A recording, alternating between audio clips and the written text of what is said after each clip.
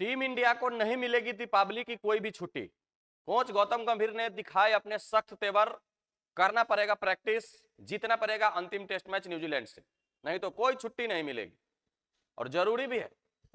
भारत का जो स्थिति अभी न्यूजीलैंड ने किया है, हर एक प्लेयर को घरेलू क्रिकेट खिलाओ, हर एक प्लेयर को प्रैक्टिस करवाओ, किसी को कोई छुट्टी नहीं दी जाएगी, चाहे वो कितने भी स्टार प्लेयर क्यों ना हो।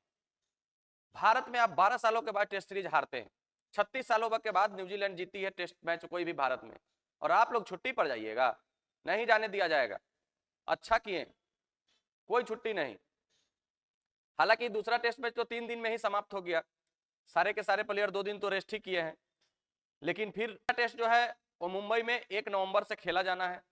उससे पहले 31 अक्टूबर को पूरे भारत में दीपावली मनाई जाएगी। पूरे भारत में दीपावली मनाने के क्रम में भारतीय टीम उस दिन प्रैक्टिस करेगी। हाँ, गौतम गंभीर और टीम मैनेजमेंट ने यह साफ कर दिया है कि सभी खिलाड़ी 30 अक्टूबर और 31 अक्टूबर को प्रैक्टिस के दौरान ही रहेंगे। कोई भी कहीं नहीं जा रहा है, कोई भी अपनी फैमिली से मिलने नहीं जा रहा है। हालांकि इंडिया में मैच है, इंडिया में है तो सब अपने फैमिली के साथ ही हैं, कोई बाहर तो है नहीं, लेकिन सख्त कदम उठाना बहुत ज्यादा आवश्यक है भारतीय टीम के खिलाफ। भारतीय टीम खास करके स्पिनर को पिछले कुछ सालों में इतनी गंदी खेलने लगी है जिसका कोई हद हिसाब नहीं है। जो हमारा मेन हथियार था, स्पिनर के बदौलत हम सेना कंट्री की जितनी भी टीमें हुआ करती थी सबको 2.5 दिनों में 3 दिनों में हरा करके भेज देते थे, और अब हम लोग खुद हार जा रहे हैं क्योंकि स्पिन हम लोग नहीं खेल पा रहे हैं। आप कोई भी बल्लेबाज बता दीजिए जो टर्निंग ट्रैक पर बहुत कॉन्फिडेंस के साथ खेले। विराट कोहली का जमाना समझिए तो अब वो दिन देखे कितने दिन हो गए हैं जब वो दोहरा शतक और शतक मारा करते थे टेस्ट क्रिकेट में। हमको तो इधर 2-3-4 सालों में याद ही नहीं आ रहा है कि टेस्ट क्रिकेट में उनका शतक आया है। और विराट कोहली अपने आप को जो हाई स्टैंडर्ड सेट करते हैं और उनसे जब रन नहीं निकलता है तो लोगों को मायूसी आती है, नाखुश होते हैं लोग, नाराज होते हैं। क्योंकि विराट कोहली अगर पिच पर खेल रहे हैं तो 50-60 रन तो नॉर्मल है उनके लिए, शतक मारते हैं तो लगता है कि हाँ विराट कोहली खेले हैं आज, नहीं तो उससे पहले तो कितना भी रन बना दे लगता ही नहीं है कि वो फॉर्म में है। भारतीय टीम भारत में इतना ज्यादा डोमिनेट करते हुए नजर आती थी कि दर्शक को बिलीव ही नहीं हो रहा है कि अभी हम न्यूजीलैंड से 2-0 से टेस्ट सीरीज हार गए हैं। हालांकि रोहित शर्मा प्रेस कॉन्फ्रेंस में कहे हैं कि हम पिछले 12 सालों में हम और हमारी टीम बहुत सारे मैच जीते हैं, डोमिनेट किए हैं, तो 12 साल में 1-2 मैच तो हारना अलाउ है, किसी को भी अलाउ है। लेकिन दर्शक इस बात को हजम ही नहीं कर पा रहे हैं कि भारत हार जाएगी भारत में न्यूजीलैंड से। नहीं, एक मैच चलिए चलता है, लगातार 2-2 मैच हार जाना और वो भी आप स्पिन नहीं खेलने के कारण हारते हैं, तो ये तो नाइंसाफी है ना।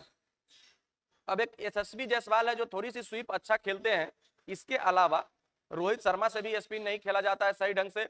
सुमन गिल का तो कोई टेक्निक ही नहीं है, सुमन गिल का जो आप स्पिन को अच्छा खेल सके।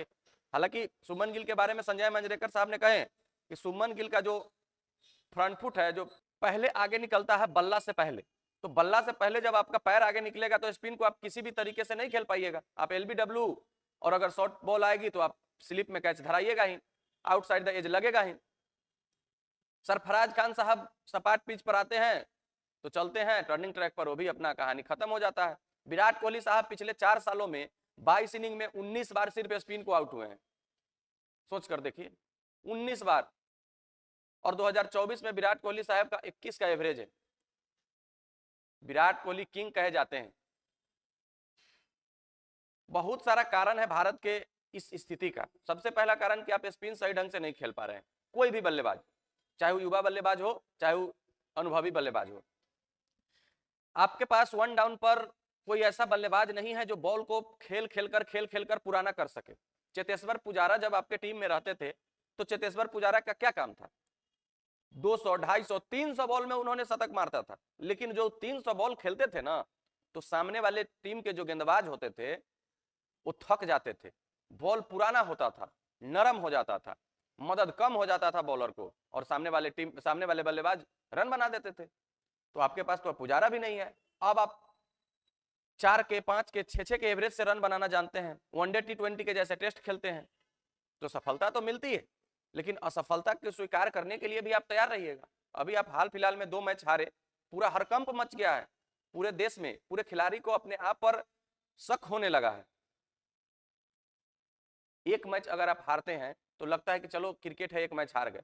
दो मैच अगर आप हारते हैं तो बुरा लगता है, शक होने लगता है कि क्या मेरे प्लेयर में अब वो दम खम नहीं रह गया। स्पिन विभाग भारत का जो मजबूत पक्ष था, भारत में हम स्पिन ट्रैक बनाएंगे, पहले दिन टॉस जीतकर 300 रन बनाएंगे, गेम पर नियंत्रण रखेंगे और 2.5-3 दिनों में कहानी खत्म करके सामने वाली टीम को भेज देंगे। लेकिन अब इतने सालों से जो आप करते आ रहे हैं, अब सामने वाली टीम भी प्रैक्टिस करके आती है ना, प्रिपरेशन करके आती है, प्लान बना करके आती है, प्लान को एग्जीक्यूट करती है, और न्यूजीलैंड ने वही किया। अब आप 2-0 से सीरीज हार गए, WTC चैंपियनशिप का फाइनल आपका दांव पर लगा हुआ है। तीसरा मैच जीत पाइएगा कि नहीं जीत पाइएगा, इस पर भी डाउट है, क्योंकि कॉन्फिडेंस लेवल पूरे इंडियन टीम का नीचे गिरा हुआ है। गौतम गंभीर साहब बहुत सारा बयान जब कोच नहीं थे तो दिया करते थे। जब रवि शास्त्री 2018 में विराट कोहली की टीम को सबसे बेहतर टीम बताया था, तो बयानबाजी भी चालू हो चुकी है। कभी संजय मांजरेकर साहब कुछ बयान दे रहे हैं, कभी रवि शास्त्री साहब कुछ बयान दे रहे हैं, दिलीप बेंगस्कर साहब कर रहे हैं कि कोई भी खिलाड़ी हो, कितना भी स्टार क्यों ना हो, जब तक आप घरेलू क्रिकेट नहीं खेलिएगा, जब तक आप स्पिन खेलने का महारत नहीं हासिल कीजिएगा, टर्निंग ट्रैक पर नहीं खेलिएगा, आप मैच में जाकर के आपका यही हाल होगा। इसमें कहीं से कोई शक शोभा नहीं है, और बात सही है। विराट कोहली को घरेलू क्रिकेट खेले हुए हो गया 2012, रोहित शर्मा घरेलू क्रिकेट खेले थे 2015 में।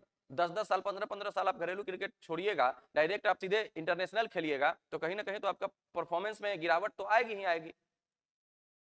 अब दक्षिण अफ्रीका के लिए टीम का अनाउंस हो गया है, जो 4 T20 मैच खेलना है भारत को। सूर्य कुमार यादव की कप्तानी में टीम चुनी गई है। उसमें BBS लक्ष्मण को भारतीय टीम का कोच नियुक्त करके भेजा गया।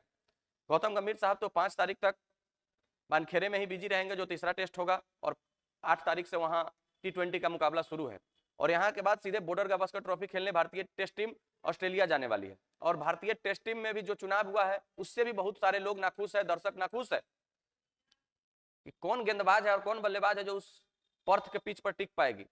ना पुजारा है आपके पास जो शरीर पर बॉल खा के आपको मैच जिता करके आएंगे, ना मोहम्मद शमी है जो आपको ऐन मौका पर विकेट लेकर के देंगे, एक जसप्रीत बुमराह को आप लेकर के जा रहे हैं जो आपका विश्वासी गेंदबाज है, इसके अलावा कोई नहीं है आपके पास।